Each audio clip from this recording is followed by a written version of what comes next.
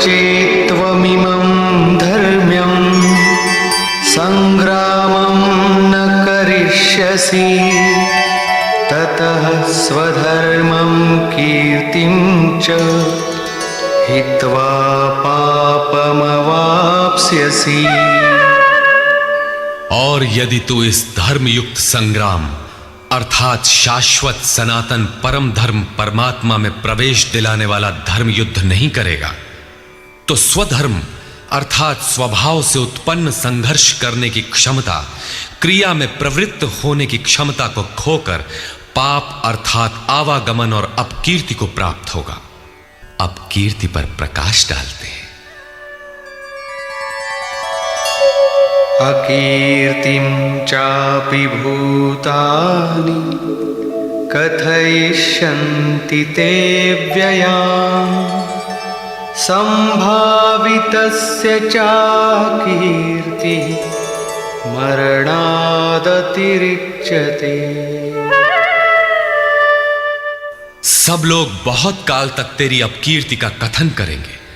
आज भी पदच्युत होने वाले महात्माओं में विश्वामित्र, पाराशर, निमि, श्रृंगी इत्यादि की गणना होती है। बहुत से साधक अपने धर्म पर विचार करते हैं, सोचते हैं कि लोग हमें क्या कहेंगे। ऐसा भाव भी साधना में सहायक होता है। इससे साधना में लगे रहने की प्रेरणा मिलती है। कुछ दूरी तक यह भाव भी साथ देता है। माननीय पुरुषों के लिए अपकीर्ति मरण से भी बढ़कर होती है। भयाद्रणादुपरतं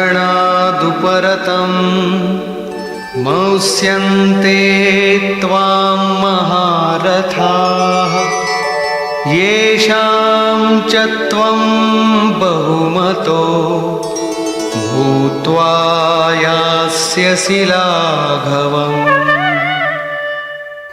जिन महारथियों की निगाह में तू बहुत माननीय होकर अब तुच्छता को प्राप्त होगा, वे महारथी लोग तुझे भय के कारण युद्ध से उपराम हुआ मानेंगे। महारथी कौन? इस पथ पर महान परिश्रम से आगे बढ़ने वाले साधक महारथी हैं। इसी प्रकार इतने ही परिश्रम से अविद्या की ओर खींचने वाले काम, क्रोध, लोभ, मोहादि भी महारथी हैं, जो तुझे बहुत सम्मान देते थे कि साधक प्रशंसनीय है, तुम उनकी निगाह से गिर जाओगे। इतना ही नहीं बल्कि अवाच्यवादांश्च बहून् वदिष्यन्ति तवाहिताः निन्दन्तस्तव सामर्थ्यम् ततो दुःखतरं नु किम्।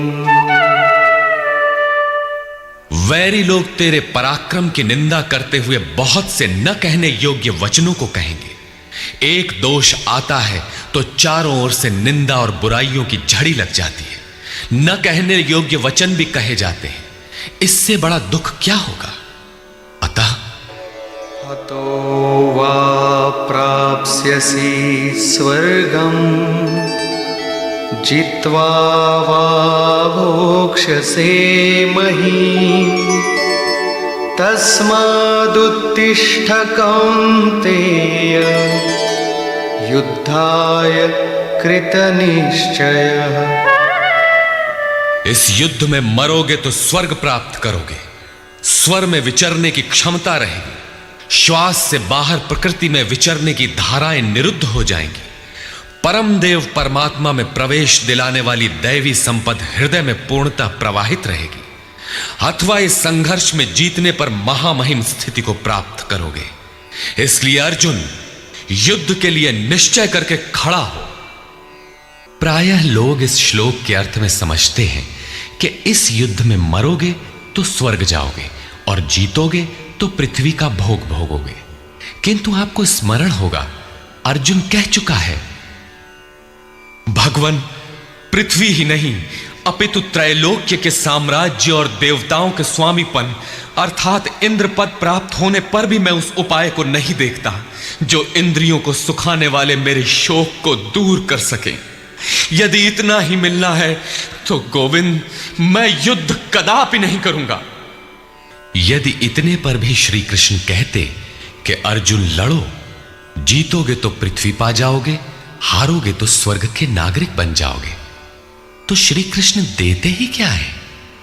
अर्जुन इससे आगे का सत्य, श्रेय, परम कल्याण की कामना वाला शिष्य था, जिसे सद्गुरुदेव श्री कृष्ण ने बताया कि क्षेत्रज्ञ के इस संघर्ष में यदि शरीर का समय पूरा हो जाता है और लक्ष्य तक नहीं पहुंच सके तो स्वर्ग प्राप्त करोगे, अर्थात स्वर में ही विचरण करने की क्षमता प्राप्त कर लोगे। दैवी संपत्ति हृदय में ढल जाएगी और इस शरीर के रहते रहते संघर्ष में सफल हो जाते हो तो महिम, सबसे महान ब्रह्म की महिमा का उपभोग करोगे, महामहिम की स्थिति प्राप्त कर लोगे। जीतोगे तो सर्वस्व, क्योंकि महामहिमत्व को पाओगे, और हारोगे तो देवत्व। दोनों हाथों में लड्डू रहेंगे, लाभ में भी लाभ और हानि में भी लाभ ही है। पुनः इसी पर बल देते हैं।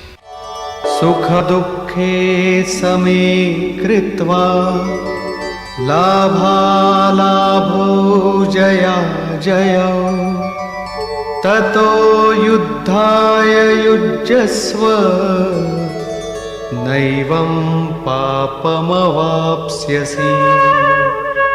इस प्रकार सुख दुख, लाभ हानि, जय पराजय को समान समझकर तू युद्ध के लिए तैयार हो। युद्ध करने से तू पाप को प्राप्त नहीं होगा, अर्थात सुख में सर्वस्व और दुख में भी देवत्व है। लाभ में महिम की स्थिति अर्थात सर्वस्व और हानि में भी देवत्व है। जय में महामहिम स्थिति और पराजय में भी दैवी संपत्ति पर अधिकार है। इस प्रकार अपने लाभ हानि को भली प्रकार स्वयं समझकर तू युद्ध के लिए तैयार हो। लड़ने में ही दोनों वस्तुएं हैं। लड़ोगे तो पाप अर्थात आवागमन को प्राप्त नहीं होगे, अतः तू युद्ध के लिए तैयार हो। एषा ते भिहिता सांख्ये बुद्धिर्योगे त्विमां शृणु बुद्ध्या युक्तो यया पार्थ कर्मबन्धं प्रहास्यसि। पार्थ, ये बुद्धि तेरे लिए ज्ञान योग के विषय में कही गई है। कौन सी बुद्धि? यही कि युद्ध कर। ज्ञान योग में इतना ही है कि अपनी हस्ती को देखकर लाभ हानि का भली प्रकार विचार करके कि जीतेंगे तो महामहिम स्थिति और हारेंगे तो देवत्व। जय में सर्वस्व और पराजय में भी देवत्व। दोनों तरह लाभ है। युद्ध नहीं करेंगे तो सभी हमें बुरा कहेंगे, भय से उपराम हुआ मानेंगे, अपकीर्ति होगी।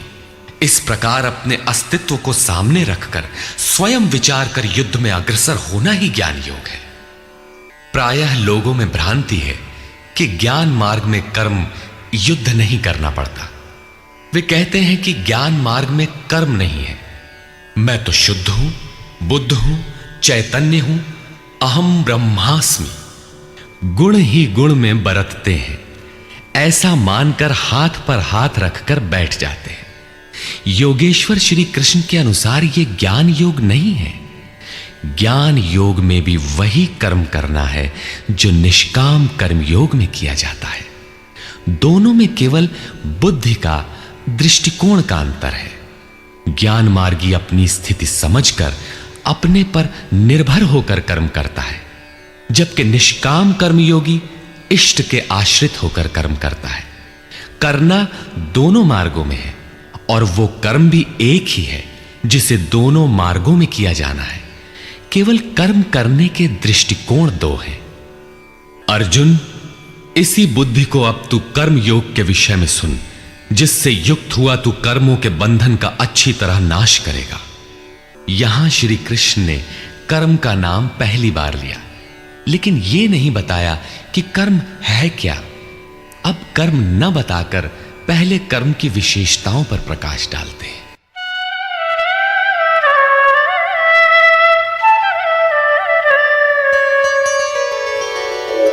नेहाभिक्रमनाशोऽस्ति प्रत्यवायो न विद्यते स्वल्पमप्यस्य धर्मस्य त्रायते महतो भयात्।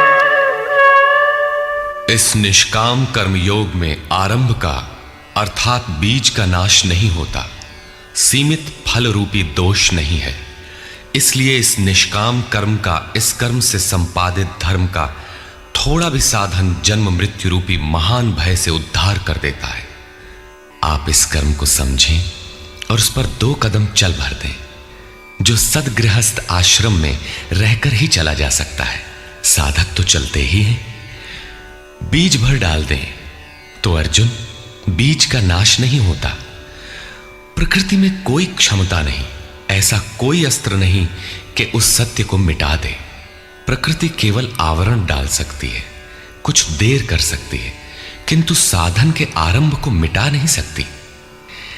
आगे श्री कृष्ण ने बताया कि सभी पापियों से भी बड़ा पापी ही क्यों न हो, ज्ञान रूपी नौका द्वारा निसंदेह पार हो जाएगा।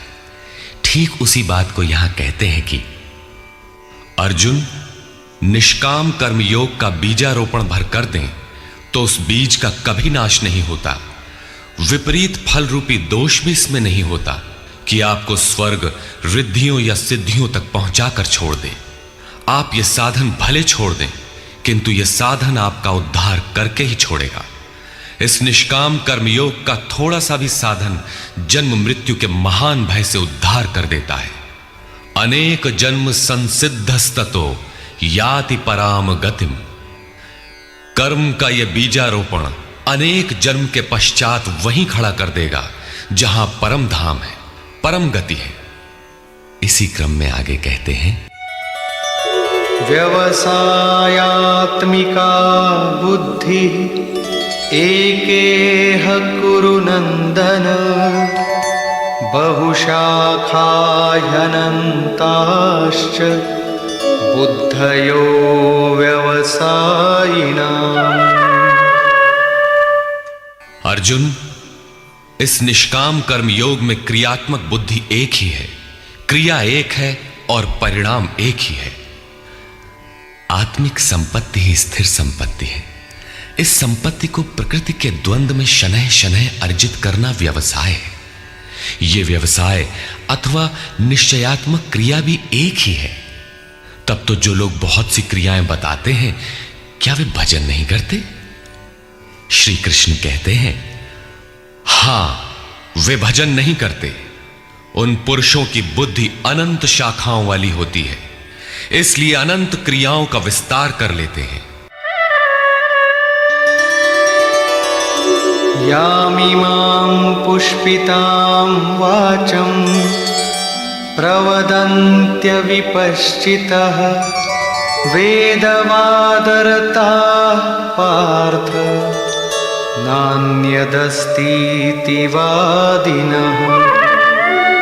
कामात्मानः स्वर्गपरा जन्मकर्मफलप्रदां क्रियाविशेषबहुलां भोगैश्वर्यगतिं प्रति। पार्थ, वे कामात्मानः, कामनाओं से युक्त, वेदवादरताः, वेद के वाक्यों में अनुरक्त, स्वर्गपराः, स्वर्ग को ही परम लक्ष्य मानते हैं कि इसके आगे कुछ है ही नहीं। ऐसा कहने वाले अविवेकी जन जन्म मृत्यु रूपी फल देने वाली भोग और ऐश्वर्य की प्राप्ति के लिए बहुत सी क्रियाओं का विस्तार कर लेते हैं और दिखावटी शोभा युक्त वाणी में व्यक्त भी करते हैं। अर्थात अविवेकियों की बुद्धि अनंत भेदों वाली होती है। वे फल वाले वाक्य में ही अनुरक्त रहते हैं, वेद के वाक्यों को ही प्रमाण मानते हैं, स्वर्ग को ही श्रेष्ठ मानते हैं। उनकी बुद्धि बहुत सी भेदों वाली है, इसलिए अनंत क्रियाओं की रचना कर लेते हैं। वे नाम तो परम तत्व परमात्मा का ही लेते हैं, किंतु उसकी ओट में अनंत क्रियाओं का विस्तार कर लेते हैं। तो क्या अनंत क्रियाएं कर्म नहीं है? श्री कृष्ण कहते हैं, नहीं, अनंत क्रियाएं कर्म नहीं है, तो वो एक निश्चित क्रिया है क्या? श्री कृष्ण अभी ये नहीं बताते। अभी तो केवल इतना कहते हैं कि अविवेकियों की बुद्धि अनंत शाखाओं वाली होती है, इसलिए वे अनंत क्रियाओं का विस्तार कर लेते हैं। वे केवल विस्तार ही नहीं करते, अपितु आलंकारिक शैली में उसे व्यक्त भी करते हैं। उसका प्रभाव क्या होता है? भोगैश्वर्य प्रसक्तानां तया परित चेतसां व्यवसायात्मिका बुद्धि समाधौ न विधीयते। उनकी वाणी की छाप जिन जिन के चित्त पर पड़ जाती है अर्जुन, उनकी भी बुद्धि नष्ट हो जाती है, न कि वे कुछ पाते हैं। उस वाणी द्वारा हरे हुए चित्त वालों के और भोग ऐश्वर्य में आसक्ति वाले पुरुषों के अंतःकरण में क्रियात्मक बुद्धि नहीं रह जाती। इष्ट में समाधिस्थ करने वाली निश्चयात्मक क्रिया उनमें नहीं होती। ऐसे अविवेकियों की वाणी सुनता कौन है? भोग और ऐश्वर्य में आसक्ति वाले ही सुनते हैं, अधिकारी नहीं सुनता। ऐसे पुरुषों में सम और आदि तत्व में प्रवेश दिलाने वाली निश्चयात्मक क्रिया से संयुक्त बुद्धि नहीं होती। प्रश्न उठता है कि वेद वादरता, जो वेद के वचनों में अनुरक्त हैं, क्या वे भी भूल करते हैं? इस पर श्री कृष्ण कहते हैं, त्रैगुण्य विषया वेदा निस्त्रैगुण्यो भवार्जुन निर्द्वन्द्वो नित्यसत्त्वस्थो निर्योगक्षेम आत्मवान्। अर्जुन, त्रैगुण्य विषया वेदा, वेद तीनों गुणों तक ही प्रकाश करते हैं, इसके आगे का हाल वे नहीं जानते। इसलिए निस्त्रय गुण्यो भव अर्जुन, अर्जुन तू तीनों गुणों से ऊपर उठ, अर्थात वेदों के कार्य क्षेत्र से आगे बढ़। कैसे बढ़ा जाए? इस पर श्री कृष्ण कहते हैं, निर्द्वंद्वः, सुख दुख के द्वंद्वों से रहित, नित्य सत्य वस्तु में स्थित और योग क्षेम को न चाहता हुआ आत्मपरायण हो। इस प्रकार ऊपर उठ। प्रश्न उठता है कि हम ही उठें या कोई वेदों से ऊपर उठा भी है? श्री कृष्ण बताते हैं कि आगे जो भी उठता है ब्रह्म को जानता है, और जो ब्रह्म को जानता है वो विप्र है। यावानर्थ उदपाने सर्वतः संप्लुतोदके तावान् सर्वेषु वेदेषु ब्राह्मणस्य विजानतः। सब ओर से परिपूर्ण जलाशय को प्राप्त होने पर मनुष्य का छोटे जलाशय से जितना प्रयोजन रहता है, अच्छी प्रकार ब्रह्म को जानने वाले ब्राह्मण का वेदों से उतना ही प्रयोजन रहता है। तात्पर्य यह है कि जो वेदों से ऊपर उठता है वो ब्रह्म को जानता है, वही ब्राह्मण है। अर्थात तू वेदों से ऊपर उठ, ब्राह्मण बन। अर्जुन क्षत्रिय था, श्री कृष्ण कहते हैं कि ब्राह्मण बन।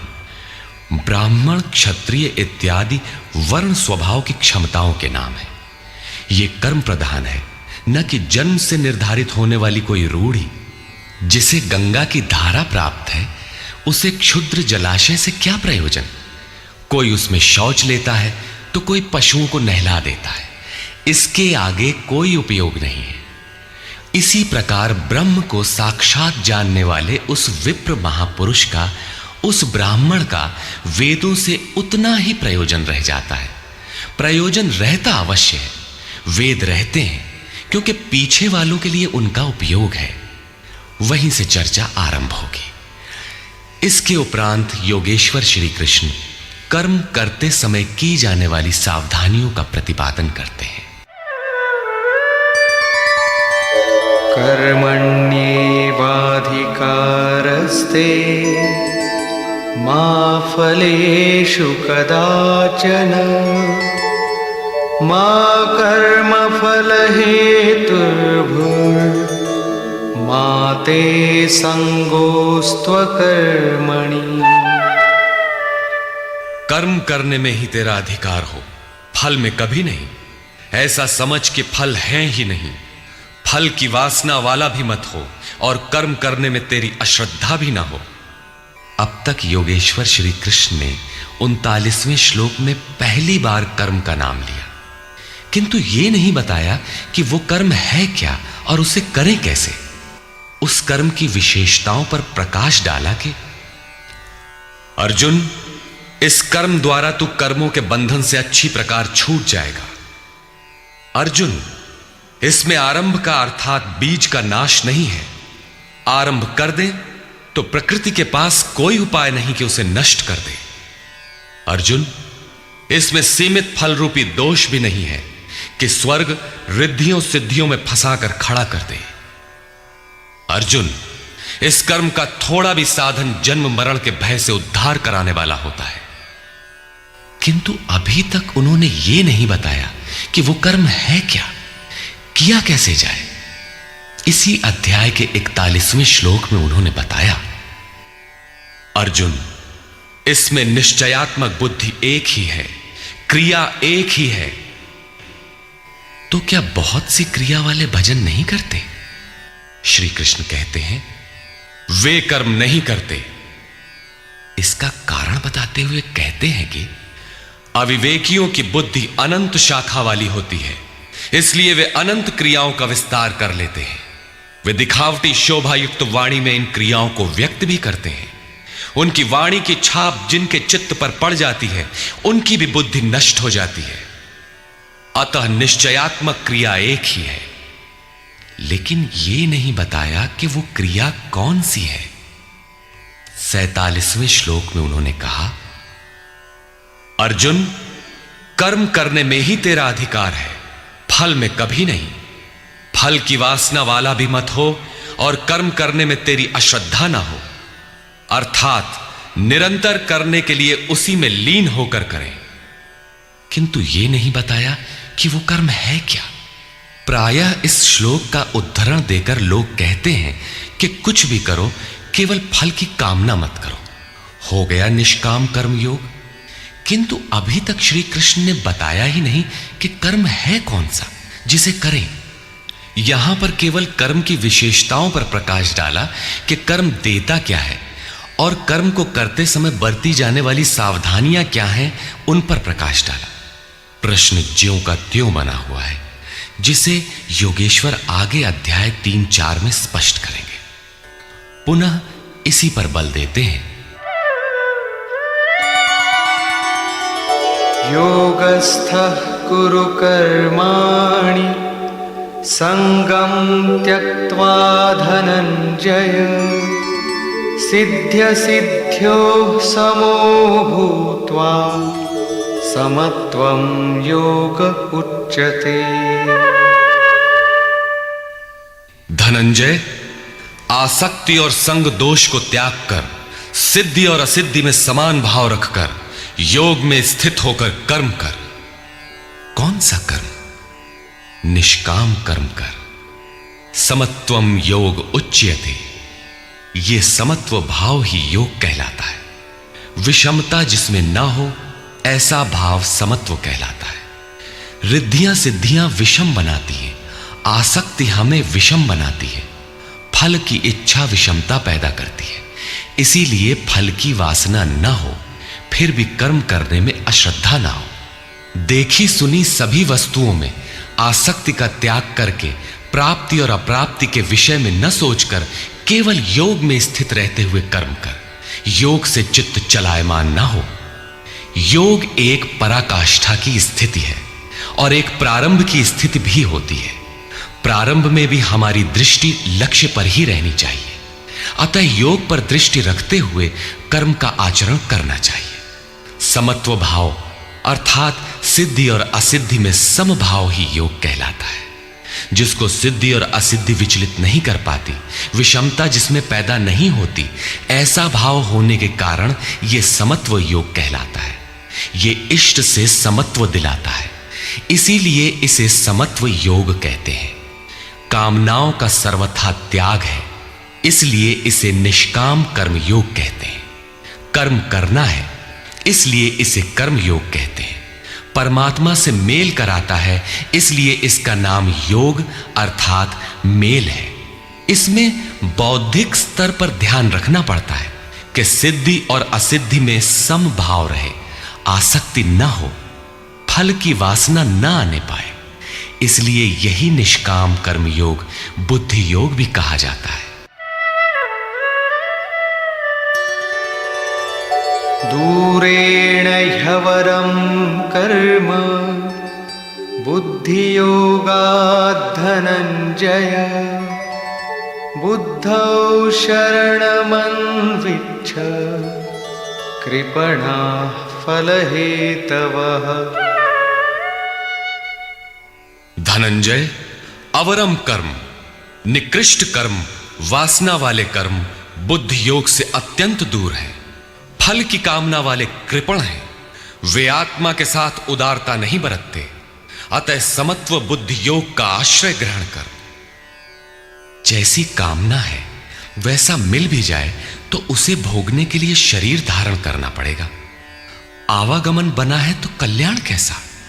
साधक को तो मोक्ष की भी वासना नहीं रखनी चाहिए, क्योंकि वासनाओं से मुक्त होना ही तो मोक्ष है। फल की प्राप्ति का चिंतन करने से साधक का समय व्यर्थ नष्ट हो जाता है और फल प्राप्त होने पर वो उसी फल में उलझ जाता है। उसकी साधना समाप्त हो जाती है। आगे वो भजन क्यों करे? वहां से वो भटक जाता है। इसलिए समत्व बुद्धि से योग का आचरण करें। ज्ञान मार्ग को भी श्री कृष्ण ने बुद्धि योग कहा था कि अर्जुन, ये बुद्धि तेरे लिए ज्ञान योग के विषय में कही गई, और यहां निष्काम कर्म योग को भी बुद्धि योग कहा गया। वस्तुतः दोनों में बुद्धि का दृष्टिकोण का ही अंतर है। उसमें लाभ हानि का रिकॉर्ड रखकर उसे जांच कर चलना पड़ता है। इसमें भी बौद्धिक स्तर पर समत्व बनाए रखना पड़ता है। इसलिए इसे समत्व बुद्धि योग कहा जाता है। इसलिए धनंजय, तू समत्व बुद्धि योग का आश्रय ग्रहण कर, क्योंकि फल की वासना वाले अत्यंत कृपण हैं। बुद्धियुक्तो जहातीह उभे सुकृत दुष्कृते तस्माद्योगाय युज्यस्व योग कर्मसु कौशलम्। समत्व बुद्धि युक्त पुरुष पुण्य पाप दोनों को ही इसी लोक में त्याग देता है, उनसे लिपायमान नहीं होता। इसलिए समत्व बुद्धि योग के लिए चेष्टा कर। योगः कर्मसु कौशलम। समत्व बुद्धि के साथ कर्मों का आचरण कौशल ही योग है। संसार में कर्म करने के दो दृष्टिकोण प्रचलित हैं। लोग कर्म करते हैं तो उसका फल भी अवश्य चाहते हैं, या फल न मिले तो कर्म करना ही नहीं चाहते। किंतु योगेश्वर श्री कृष्ण इन कर्मों को बंधनकारी बताते हुए आराधना को एकमात्र कर्म मानते हैं। इस अध्याय में उन्होंने कर्म का नाम मात्र लिया। अध्याय 3 के 9वें श्लोक में उसकी परिभाषा दी और चौथे अध्याय में कर्म के स्वरूप पर विस्तार से प्रकाश डाला। प्रस्तुत श्लोक में श्री कृष्ण ने सांसारिक परंपरा से हटकर कर्म करने की कला बताई कि कर्म तो करो, श्रद्धापूर्वक करो, किंतु फल के अधिकार को स्वेच्छा से छोड़ दो। फल जाएगा कहां? यही कर्मों के करने का कौशल है। निष्काम साधक की समग्र शक्ति इस प्रकार कर्म में लगी रहती है। फिर भी जिज्ञासा स्वाभाविक है कि क्या सदैव कर्म ही करते रहना है या इसका कुछ परिणाम भी निकलेगा? इसे देखें। कर्मजं बुद्धियुक्ता हि फलं त्यक्त्वा मनीषिणः जन्मबन्धविनिर्मुक्ताः पदं गच्छन्त्यनामयम्। बुद्धि योग से युक्त ज्ञानी जन कर्मों से उत्पन्न होने वाले फल को त्याग कर जन्म और मृत्यु के बंधन से छूट जाते हैं। वे निर्दोष अमृतमय परम पद को प्राप्त होते हैं। अर्जुन की दृष्टि त्रिलोकी के साम्राज्य तथा देवताओं के स्वामीपन तक ही सीमित थी। इतने तक के लिए भी वो युद्ध में प्रवृत्त नहीं हो रहा था। यहां श्री कृष्ण उसे नवीन तथ्य उद्घाटित करते हैं कि आसक्ति रहित कर्म द्वारा अनामय पद प्राप्त होता है। निष्काम कर्म योग परम पद को दिलाता है, जहां मृत्यु का प्रवेश नहीं है। इस कर्म में प्रवृत्ति कब होगी? यदा ते मोह कलिलं बुद्धिर्व्यतितरिष्यति तदा गन्तासि निर्वेदं श्रोतव्यस्य श्रुतस्य च। जिस काल में तेरी साधक की बुद्धि मोह रूपी दलदल को पूर्णतः पार कर लेगी, लेश मात्र भी मोह न रह जाए, उस समय जो सुनने योग्य है उसे तू सुन सकेगा और सुने हुए के अनुसार वैराग्य को प्राप्त हो सकेगा, अर्थात उसे आचरण में ढाल सकेगा। अभी तो जो सुनने लायक है उसे न तो तू सुन पाया है और आचरण का तो प्रश्न ही नहीं खड़ा होता। इसी योग्यता पर पुनः प्रकाश डालते हैं। श्रुति विप्रतिपन्ना ते यदा स्थास्यति निश्चला समाधावचला बुद्धि तदा योगमवाप्स्यसि। अनेक प्रकार के वेद वाक्यों को सुनकर विचलित हुई तेरी बुद्धि जब परमात्म स्वरूप में समाधिस्थ होकर अचल स्थिर ठहर जाएगी, तब तू समत्व योग को प्राप्त होगा, पूर्ण समस्थिति को प्राप्त करेगा, जिसे अनामय परम पद कहते हैं। यही योग की पराकाष्ठा है और यही अप्राप्त की प्राप्ति है। वेदों से तो शिक्षा ही मिलती है, किंतु श्री कृष्ण कहते हैं श्रुति विप्रतिपन्ना। श्रुतियों के अनेक सिद्धांतों को सुनने से बुद्धि विचलित हो जाती है। सिद्धांत तो अनेकों सुने, लेकिन जो सुनने योग्य है लोग उससे दूर ही रहते हैं। यह विचलित बुद्धि जिस समय समाधि में स्थिर हो जाएगी, तब तू योग की पराकाष्ठा अमृत पद को प्राप्त करेगा। इस पर अर्जुन की उत्कंठा स्वाभाविक थी कि वे महापुरुष कैसे होते हैं जो अनामय परम पद में स्थित हैं, समाधि में जिनकी बुद्धि स्थिर है। उसने प्रश्न किया। अर्जुन उवाच।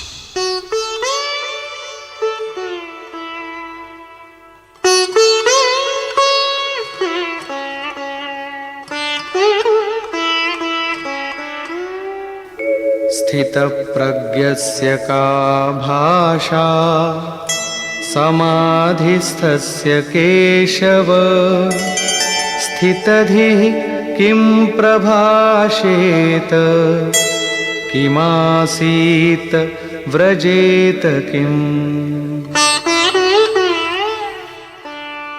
समाधीयते चित्तम यस्मिन् स आत्मा एव समाधिः। जिसमें चित्त का समाधान किया जाए वो आत्मा ही समाधि है।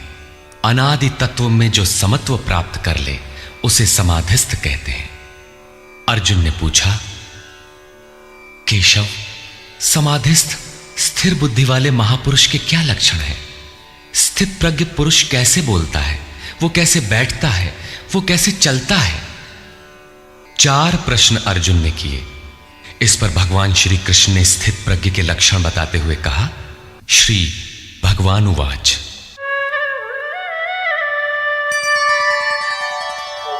प्रजहाति यदा कामान् सर्वान् पार्थमनोगतान् आत्मन्येवात्मना तुष्टः स्थितप्रज्ञस्तदुच्यते। पार्थ, जब मनुष्य मन में स्थित संपूर्ण कामनाओं को त्याग देता है, तब वो आत्मा से ही आत्मा में संतुष्ट हुआ स्थिर बुद्धि वाला कहा जाता है। कामनाओं के त्याग पर ही आत्मा का दिग्दर्शन होता है। ऐसा आत्माराम आत्मतृप्त महापुरुष ही स्थित प्रज्ञ है। दुःखेष्वनुद्विग्नमनाः सुखेषु विगतस्पृहः वीतरागभयक्रोधः स्थितधीर्मुनिरुच्यते। दैहिक, दैविक तथा भौतिक दुखों में जिसका मन उद्विग्न नहीं होता, सुखों की प्राप्ति में जिसकी स्पृहा दूर हो गई है तथा जिसके राग, भय और क्रोध नष्ट हो गए हैं, मननशीलता की चरम सीमा पर पहुंचा हुआ मुनि स्थित प्रज्ञ कहा जाता है। उसके अन्य लक्षण बताते हैं। यः सर्वत्रानभिस्नेहः तत्तत्प्राप्य शुभाशुभम् नाभिनन्दति न द्वेष्टि तस्य प्रज्ञा प्रतिष्ठिता। जो पुरुष सर्वत्र स्नेह रहित हुआ, शुभ अथवा अशुभ को प्राप्त होकर न तो प्रसन्न होता है और न द्वेष करता है, उसकी बुद्धि स्थिर है। शुभ वो है जो परमात्म स्वरूप में लगाता है, अशुभ वो है जो प्रकृति की ओर ले जाने वाला होता है। किंतु स्थित प्रज्ञ पुरुष अनुकूल परिस्थितियों से न प्रसन्न होता है और न प्रतिकूल परिस्थितियों से द्वेष करता है, क्योंकि प्राप्त होने योग्य वस्तु न उससे भिन्न है और न पतित करने वाले विकार ही उसके लिए है। अर्थात अब साधन से उसका अपना कोई प्रयोजन नहीं रहा। ऐसा व्यक्ति स्थित प्रज्ञ कहा जाता है। यदा संहरते चायं कूर्मोऽङ्गानीव सर्वशः इन्द्रियाणीन्द्रियार्थेभ्यः तस्य प्रज्ञा प्रतिष्ठिता। जिस प्रकार कछुआ अपने अंगों को समेट लेता है, ठीक वैसे ही ये पुरुष जब सब ओर से अपने अंगों को समेट लेता है, तब उसकी बुद्धि स्थिर होती है। खतरे को देखते ही कछुआ जिस प्रकार अपने सिर और पैर समेट लेता है, ठीक इसी प्रकार जो पुरुष विषयों में विचरती हुई इंद्रियों को सब ओर से समेटकर हृदय देश में निरोध कर लेता है, उस काल में उस पुरुष की बुद्धि स्थिर होती है। किंतु ये तो एक दृष्टांत मात्र है। खतरे का एहसास मिटते ही कछुआ तो अपने अंगों को पुनः फैला देता है। क्या इसी प्रकार स्थित प्रज्ञ महापुरुष भी विषयों में रस लेने लगता है? इस पर कहते हैं, विषया विनिवर्तन्ते निराहारस्य देहिनः रसवर्जं रसोऽप्यस्य परं दृष्ट्वा निवर्तते। इंद्रियों द्वारा विषयों को न ग्रहण करने वाले पुरुषों के विषय तो निवृत्त हो जाते हैं, क्योंकि वे ग्रहण ही नहीं करते, किंतु उनका राग नहीं निवृत्त होता, आसक्ति लगी रहती है। संपूर्ण इंद्रियों को विषयों से समेटने वाले निष्काम कर्मी का राग भी परम दृष्टवा, परम तत्व परमात्मा का साक्षात्कार करके निवृत्त हो जाता है। महापुरुष कछुए की तरह अपनी इंद्रियों को विषयों में नहीं फैलाता। एक बार जब इंद्रियां सिमट गईं तो संस्कार ही मिट जाते हैं, पुनः वे नहीं निकलते। निष्काम कर्मयोग के आचरण द्वारा परमात्मा के प्रत्यक्ष दर्शन के साथ उस पुरुष का विषयों से राग भी निवृत्त हो जाता है। प्रायः चिंतन पथ में हठ करते हैं। हठ से इंद्रियों को रोककर वे विषय से तो निवृत्त हो जाते हैं, किंतु मन में उनका चिंतन राग लगा रहता है। ये आसक्ति परम दृष्टवा परमात्मा का साक्षात्कार करने के बाद ही निवृत्त होती है, इसके पूर्व नहीं। पूज्य महाराज जी इस संबंध में अपनी एक घटना बताया करते थे। गृह त्याग से पूर्व उन्हें 3 बार आकाशवाणियां हुई थी। हमने पूछा, महाराज जी आपको आकाशवाणी क्यों हुई, हम लोगों को तो नहीं हुई? तब इस पर महाराज जी कहे, हो ई शंका मोहू के भई रही, अर्थात ये संदेह मुझे भी हुआ था। तब अनुभव में आया कि मैं 7 जन्म से लगातार साधु हूं। 4 जन्म तो केवल साधुओं सा वेश बनाए, तिलक लगाए, कहीं विभूति पोते, कहीं कमंडलू लिए विचरण कर रहा हूं। योग क्रिया की जानकारी नहीं थी, लेकिन पिछले 3 जन्म से बढ़िया साधु हूं, जैसा होना चाहिए। मुझ में योग क्रिया जागृत थी। पिछले जन्म में पार लग चला था, निवृत्ति हो चली थी, किंतु 2 इच्छाएं रह गई थी, एक तो स्त्री और दूसरी गांजा। अंतर मन में इच्छाएं थीं, किंतु बाहर से हमने शरीर को दृढ़ रखा। मन में वासना लगी थी, इसलिए जन्म लेना पड़ा। जन्म लेते ही भगवान ने थोड़े ही समय में सब दिखा सुनाकर निवृत्ति दिला दी। 2-3 चटकना दिया और साधु बना दिया।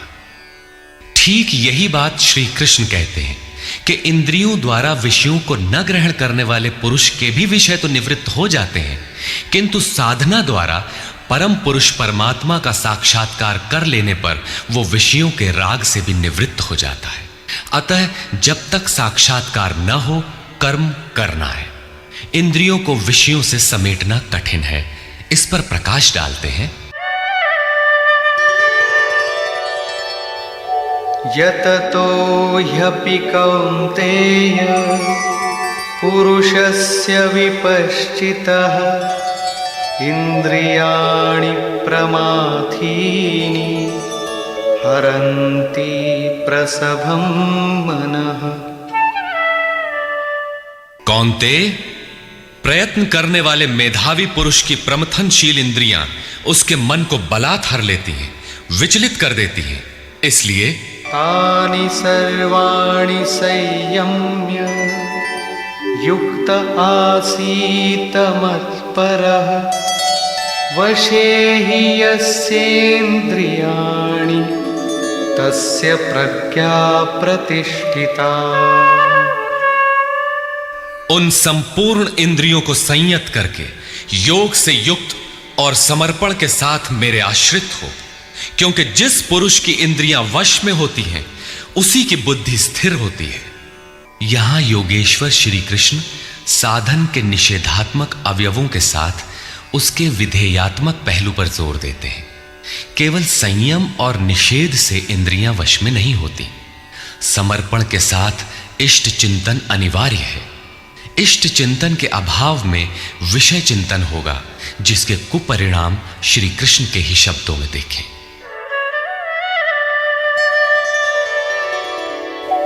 ध्यायतो विषयान् पुंसः संगस्तेषुपजायते संगात् संजायते कामः कामात् क्रोधोऽभिजायते।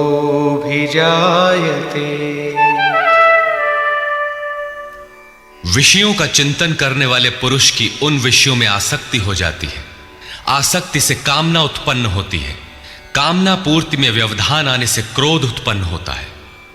क्रोध किसे जन्म देता है? क्रोधाद् भवति सम्मोहः सम्मोहात् स्मृतिविभ्रमः स्मृतिभ्रंशात् बुद्धिनाशो बुद्धिनाशात् प्रणश्यति। क्रोध से विशेष मूढ़ता अर्थात अविवेक उत्पन्न होता है। नित्य अनित्य वस्तु का विचार नहीं रह जाता। अविवेक से स्मरण शक्ति भ्रमित हो जाती है, जैसा अर्जुन को हुआ था। भ्रमतीव च मे मनः। गीता के समापन पर उसने कहा, नष्टो मोह स्मृतिर्लब्धा। क्या करें क्या न करें इसका निर्णय नहीं हो पाता। स्मृति भ्रमित होने से योग परायण बुद्धि नष्ट हो जाती है, और बुद्धि नाश होने से ये पुरुष अपने श्रेय साधन से च्युत हो जाता है। यहां श्री कृष्ण ने बल दिया है कि विषयों का चिंतन नहीं करना चाहिए। साधक को नाम, रूप, लीला और धाम में ही कहीं लगे रहना चाहिए। भजन में ढील देने पर मन विषयों में जाएगा। विषयों के चिंतन से आसक्ति हो जाती है।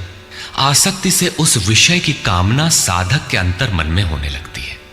कामना की पूर्ति में व्यवधान होने पर क्रोध, क्रोध से अविवेक, अविवेक से स्मृति भ्रम और स्मृति भ्रम से बुद्धि नष्ट हो जाती है। निष्काम कर्म योग को बुद्धि योग कहा जाता है, क्योंकि बुद्धि स्तर पर इसमें विचार रखना चाहिए कि कामनाएं न आने पाए, फल है ही नहीं। कामना आने से यह बुद्धि योग नष्ट हो जाता है। साधन करिय विचारहीन, मन शुद्ध होए नहीं तैसे। विचार आवश्यक है। विचार शून्य पुरुष श्रेय साधन से नीचे गिर जाता है, साधन क्रम टूट जाता है, सर्वथा नष्ट नहीं होता। भोग के पश्चात साधन वहीं से पुनः आरंभ होता है जहां अवरुद्ध हुआ था। यह तो विषयाभिमुख साधक की गति है। स्वाधीन अंतःकरण वाला साधक किस गति को प्राप्त होता है? इस पर श्री कृष्ण कहते हैं, रागद्वेष वियुक्तैस्तु विषयानिन्द्रियैश्चरन् आत्मवश्यैर्विधेयात्मा प्रसादमधिगच्छति। आत्मा की विधि को प्राप्त प्रत्यक्षदर्शी महापुरुष राग द्वेष से रहित, वश में की हुई अपनी इंद्रियों द्वारा विषयान चरण, विषयों में विचरता हुआ भी प्रसाद मधिगच्छति, अंतःकरण की निर्मलता को प्राप्त होता है। वो अपनी भाव दृष्टि में रहता है। महापुरुष के लिए विधि निषेध नहीं रह जाते, उसके लिए कहीं अशुभ नहीं रहता जिससे वो बचाव करे, तथा उसके लिए कोई शुभ शेष नहीं रह जाता जिसकी वो कामना करे।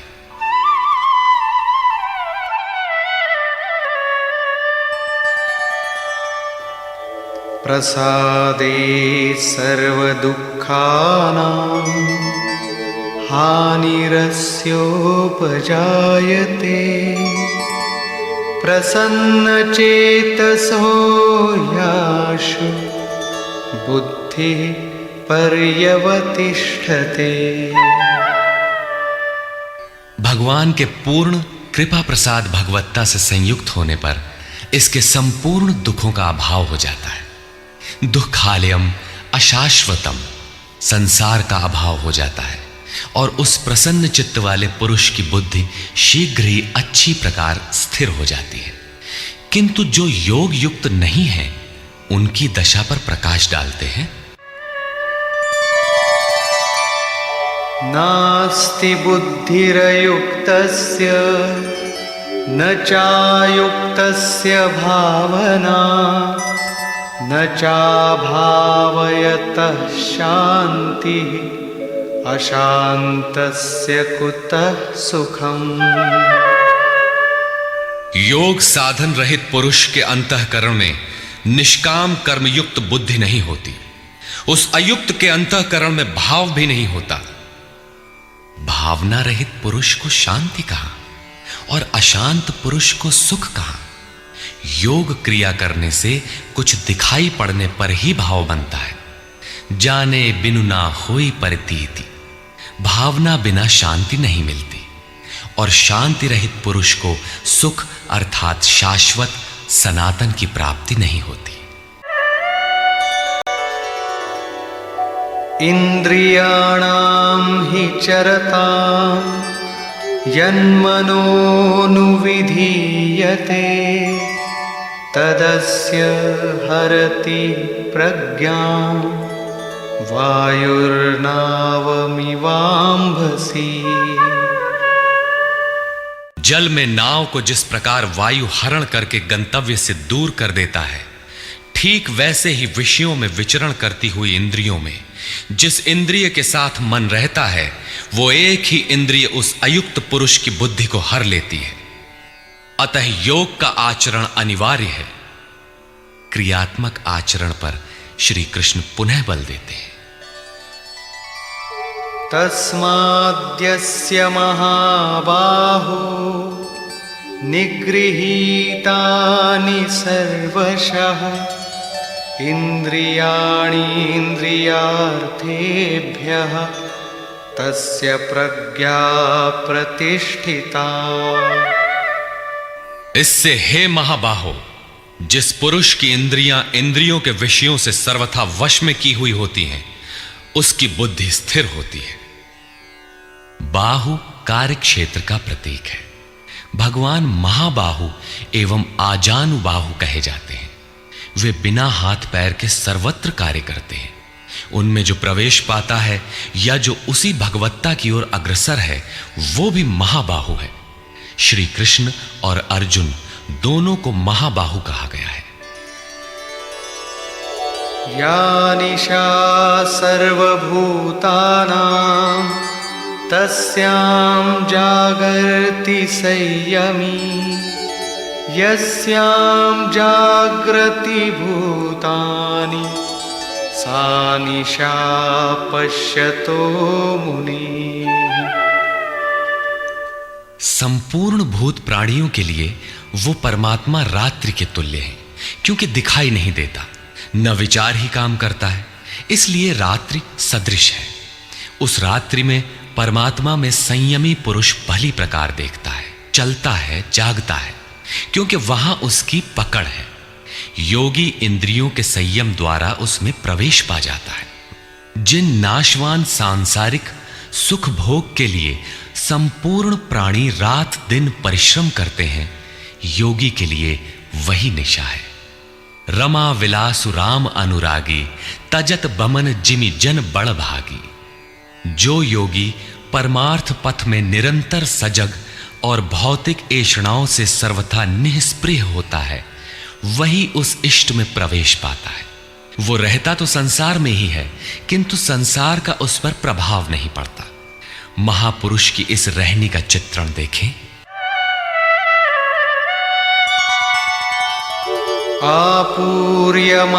आपूर्यमाणमचल प्रतिष्ठं समुद्रमाप प्रविशन्ति यद्वत्, तद्वत् कामायं प्रविशन्ति सर्वे, स शान्तिमाप्नोति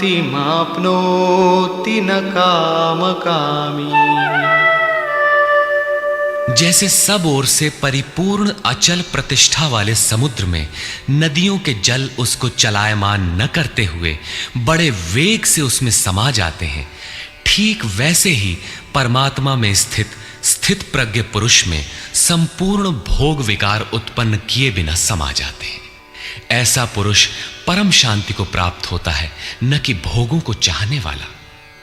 भयंकर वेग से बहने वाली सहस्त्रों नदियों के स्रोत फसल को नष्ट करते हुए, हत्याएं करते हुए, नगरों को डुबाते हुए, हाहाकार मचाते हुए बड़े वेग से समुद्र में गिरते हैं, किंतु समुद्र को न 1 इंच ऊपर उठा पाते हैं और न गिरा ही पाते हैं, बल्कि उसी में समाहित हो जाते हैं। ठीक इसी प्रकार स्थित प्रज्ञ महापुरुष के प्रति संपूर्ण भोग उतने ही वेग से आते हैं, किंतु समाहित हो जाते हैं। उन महापुरुषों में न शुभ संस्कार डाल पाते हैं, न अशुभ। योगी के कर्म अशुक्ल और अकृष्ण होते हैं, क्योंकि जिस चित्त पर संस्कार पड़ते हैं उसका निरोध और विलीनीकरण हो गया। इसके साथ ही भगवत्ता की स्थिति आ गई। अब संस्कार पड़े भी तो कहां। इस एक ही श्लोक में श्री कृष्ण ने अर्जुन के कई प्रश्नों का समाधान कर दिया।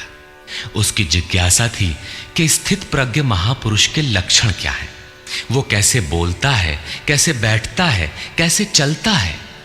श्री कृष्ण ने एक ही शब्द में उत्तर दिया कि वे समुद्रवत होते हैं। उनके लिए विधि निषेध नहीं होता कि ऐसे बैठो और ऐसे चलो। वे ही परम शांति को प्राप्त होते हैं, क्योंकि वे संयमी हैं। भोगों की कामना वाला शांति नहीं पाता। इसी पर पुनः बल देते हैं।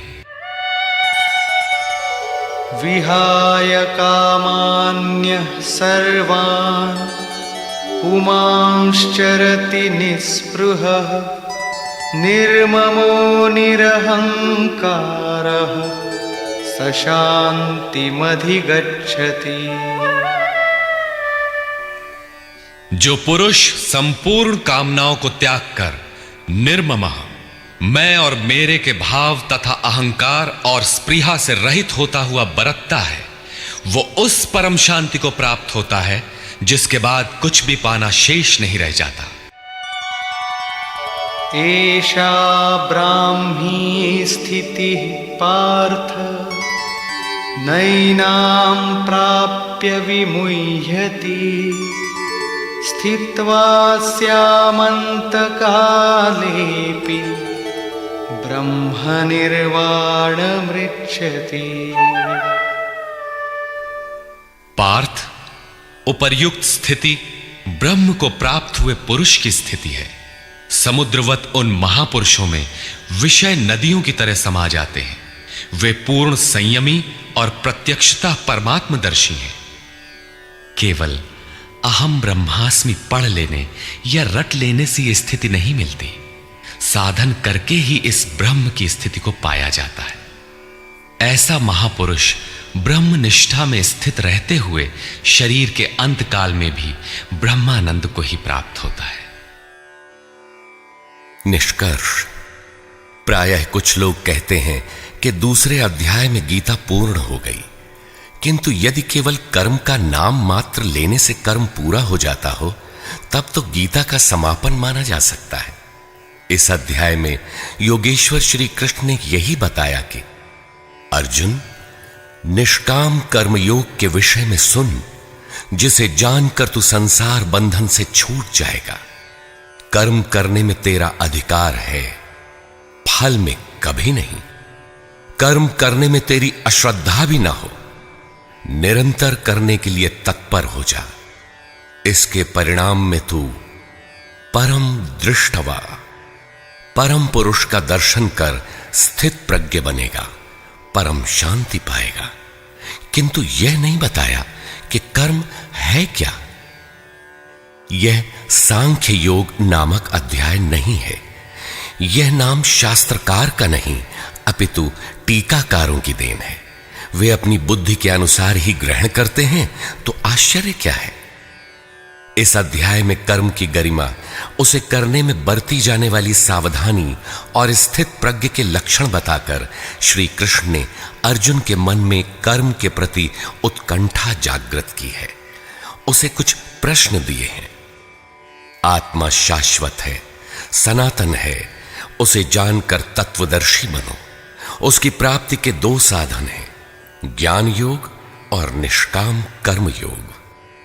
अपनी शक्ति को समझकर हानि लाभ का स्वयं निर्णय लेकर कर्म में प्रवृत्त होना ज्ञान मार्ग है, तथा इष्ट पर निर्भर होकर समर्पण के साथ उसी कर्म में प्रवृत्त होना निष्काम कर्म मार्ग या भक्ति मार्ग है।